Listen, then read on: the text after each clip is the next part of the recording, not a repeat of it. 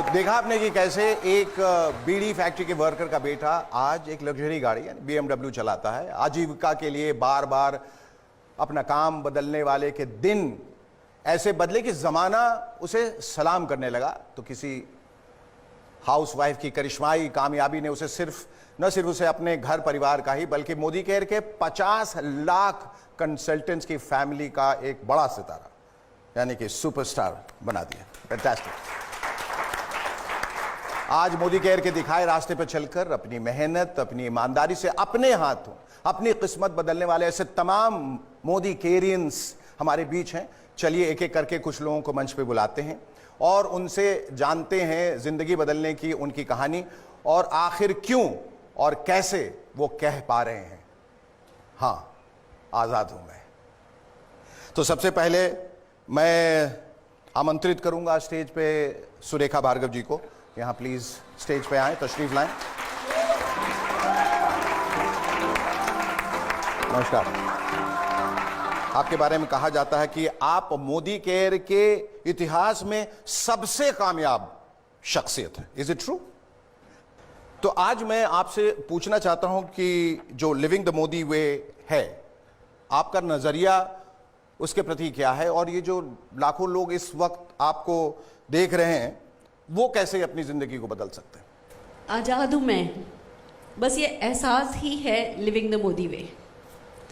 आज़ादी, अपनी पसंद की ज़िंदगी जीने की आज़ादी, अपने सपनों को जीने की आज़ादी, जो ज़िंदगी में करना चाहें वो करने की आज़ादी, जो पाना चाहें, जो बनना चाहें वो बनने की आज़ादी, बस ये ही है लिविंग द मोदी वे।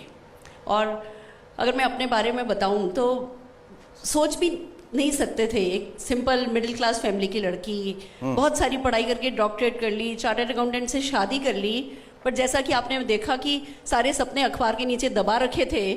और तब ऐसे में एक मोदी घराने का एक मसीहा आना, उनका हाथ बढ़ाना, उस समय जब घर में सब कह रहे थे कि हम हैं ना, तुम्हें कुछ करने की ज़रूरत नहीं है, उस समय इनका समीर मोदी जी का ये कहना कि तुम करो ना, तुम कर सकते हो, मैं तुम्हारे पीछे खड़ा हूँ, मैं तुम्हारे साथ हूँ, वो बहुत हार्ट वार्मिंग था।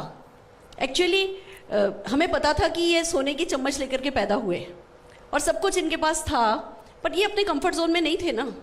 ये तब भी प्रोग्रेसिव थे, कुछ करना चाहते थे, अपने लिए कुछ करना चाहते थे, अपने सपने पूरे करना चाहते थे, दूसरों के सपने पूरे करना चाहते थे, डेली बेसिस पे लोगों को जीना सिखाना चाहते थे और हमसे कह रहे थे तुम भी पा सकते हो।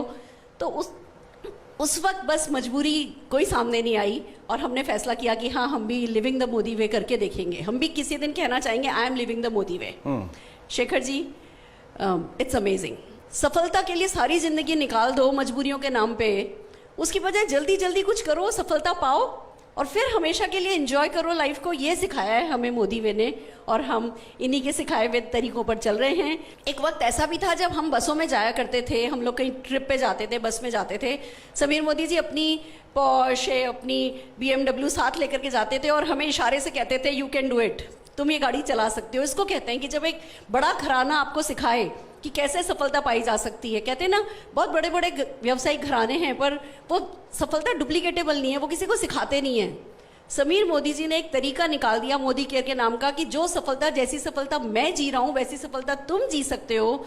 तो उसके बाद तो उड़ान भरना आज़ादी की फिर बनता है। और ये काम खाली आप अपने लिए ही नहीं करो, ये काम आप दूसरों के लिए भी कर सको, आप दूसरे लोगों की जिंदगी को भी पॉजिटिवली टच कर सको, उसको कहते हैं लिविंग द मोदी वे। और गुड न्यूज़ ये है, हर कोई, हर हिंदुस्तानी, हर इंसान जो सांस ले सकता है ना, वो मोदी वे को लिव कर सकता है। ये कुछ लोगों की जागीर नहीं है, ये कुछ लोगों की जायदाद नहीं है।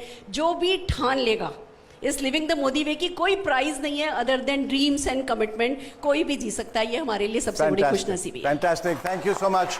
ये अभी अनिवार्य हो जाता है कि हम लेंगे एक छोटा सा ब्रेक।